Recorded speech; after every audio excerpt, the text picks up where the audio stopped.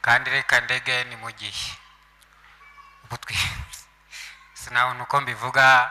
Twabanye mu bihe byiza kandi jyewe nakuriye mu itorero ry'abapanikote nkiri umwana cyane, ndinda ngira imyaka 24 ndi umupanikote. Mbona imbaraga z'abapanikote babandi ba kera bari bafite imbaraga n'ubutware no kunesha no gusenga by'ukuri. Njya mu gisirikare nyibamo igihe kinini, ndavangirwa, ariko mvangirwa muri bitari ibindi kuko nabonaga imbaraga nabonaga mbere mu bapanikote atarizo nkibona. Kugira ngo mbonanire n'uyu mudamu n'umunyacyanga ugundi umunyabugesera, twaje guhura yiga mu methodiste tushingirirwamo, ndibamo ngeraho mva mu gisirikare, ariko mbona imbaraga zari mu itorero ry'abapanikote ba mbere atarizo ndi kubona mu madini y'iki gihe. Byanciye intege rero ngenda nabi buhoro buhoro, niyo mpamvu andeze icyo kirego. Ubwo rero icyo kirego impamvu akindeze gutyo, Imana impera umugisha wo bita Karisa, kuko Imana yamukoreyemo arambwira ati vayo nkwereka nimba ari icyo ushaka, vayo nkwereka ivomo riri n'ibyo kurya biri, nimba ushaka kongera gusubira ku igabiro rya mbere nk'iryo waryaga mbere. Ubwo rero Imana ifashe kandi dufashe, tuzaganira ubutaha. Murakoze. Haleluya, haleluya. Amazina yanjye nitwa Ishimwe Olivier, mbarizwa mu itorero Anglikani Gasogi. Uyu munsi nkaba nifuje guterana nawe. Haleluya, haleluya. Banyita II-UPR Aime, nkaba nasengeraga muri paruwasi ya Rushu. Haleluya, haleluya. Amazina ni Mujayimana Bertina, nateraniraga muri Church of God mu Rwanda, birenze byese adahana umugisha. Haleluya.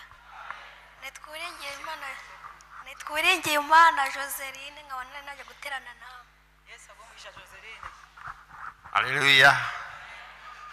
Nanjye ibyumweru bitambutse ntabwo nateranye, nagize ikibazo cy'umudamu yararwaye ibyumweru 3 byose arwaye, nubundi mu kwezi kwatambutse nubundi yararwaye ubwo burwayi.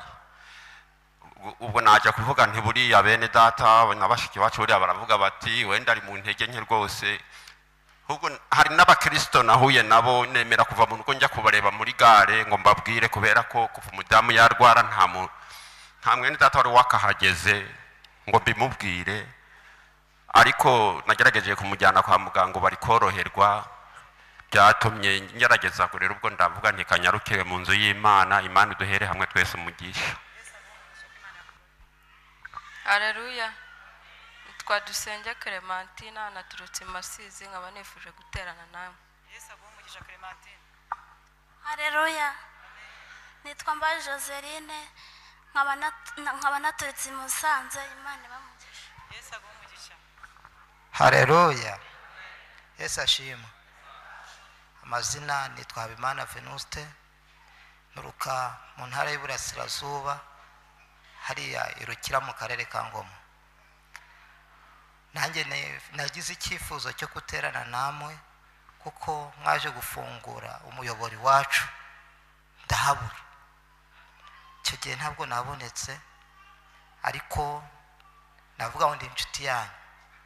Haleluya. Nanejejwe rero no kugera ku cyicaro. Ubwo rero narahageze ejo bundi ndahitegereza ndavuga nti nzagaruka amateranire. Imana ishimwe rero ko nateranye namwe. Imana idahana umugisha. Amen. Reka duhe Imana icyubahiro.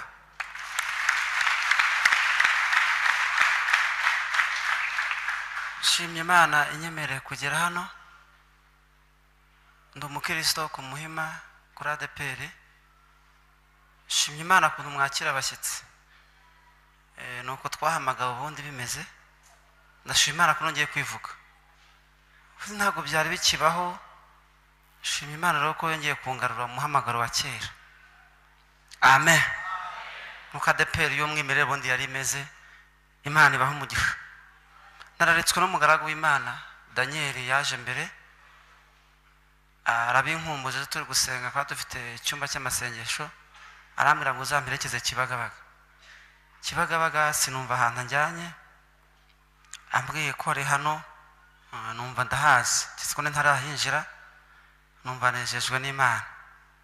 Imana rero niduhana umugisha kandi na Daniel bandaritse, Imana imuha umugisha, Imana ibagire neza.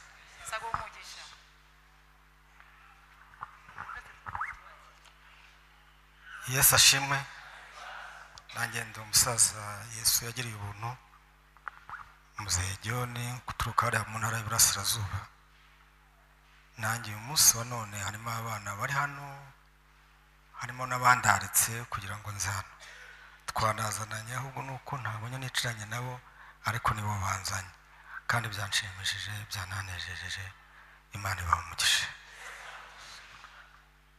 Amaraso ya Yesu niyo yatubohoye.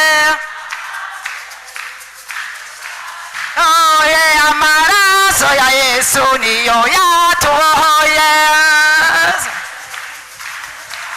Oye, yageze mu babyeyi nuko arababohora. Oye, yageze mu bagabo nuko arababohora. Oye, ngo amaraso ya Yesu niyo yatubohoye. Oye, yageze mu basamanye nuko barabohoka. Oye, yageze mu basenze nuko barabohoka. Oye, ngo amaraso ya Yesu niyo yatubohoye. Oye, yageze mu barwayi nuko bihanika. Oye, ngo amaraso ya Yesu niyo yatubohoye.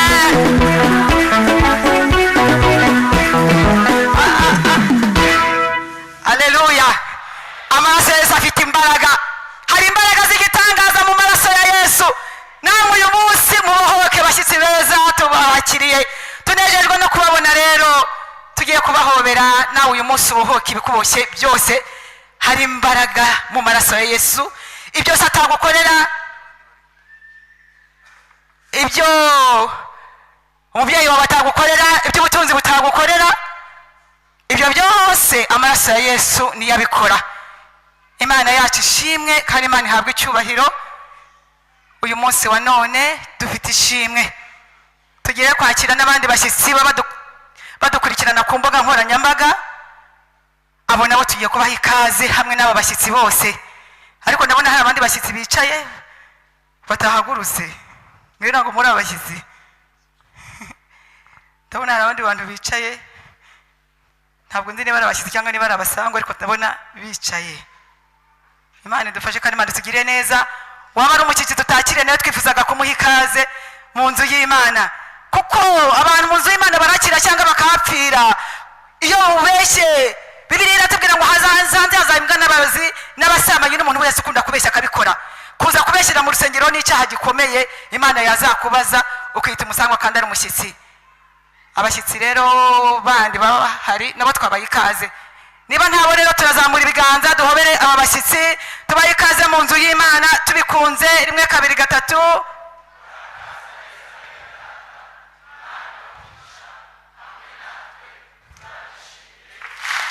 Bashakira imyanya y'imbere kugira ngo mukurikirane ibibera mu rusengero, murebe neza ntihagire ikintu na kimwe kibacika. Kandi abaririmbyi babikunze nabo barabaha ikaze, babakirize indirimbo na neburu n'ishako n'umunezero. Turaha rero korali y'abana ndetse na korali ya Safiro kugira ngo baduhere ikaze abashyitsi, natwe baduhe ikaze mu nzu y'Imana. Twumva icyo Umwuka barabwira amatorero. Ni karibu.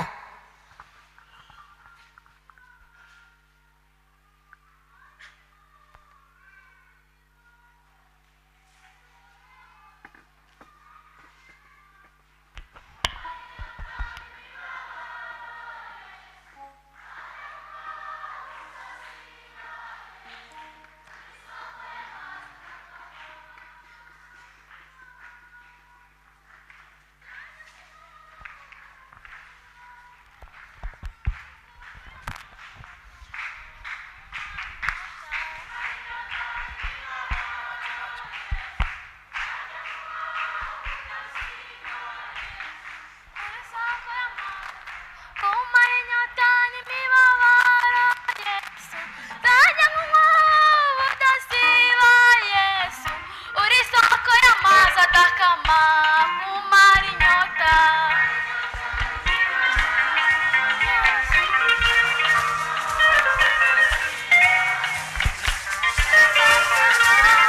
kumara inyota n'imibabaro Yesu kandi nk'unkunda siyo Yesu uri soko y'amazi adakama kumara inyota n'imibabaro Yesu kandi nk'unkunda